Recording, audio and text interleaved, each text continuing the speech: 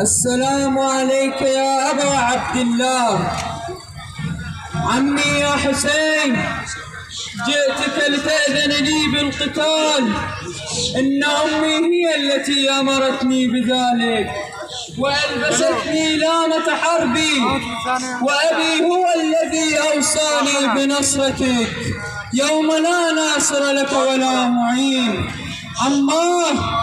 عماه ألا ترى الأطفال قد غارت عيونهم من شدة العطش؟ ألا ترى الرضيع قد جف اللبن في ثدي أمه؟ عماه والله لا طاقة لي للبقاء في الخيمة وأنا أسمع بندائك وباستنصارك.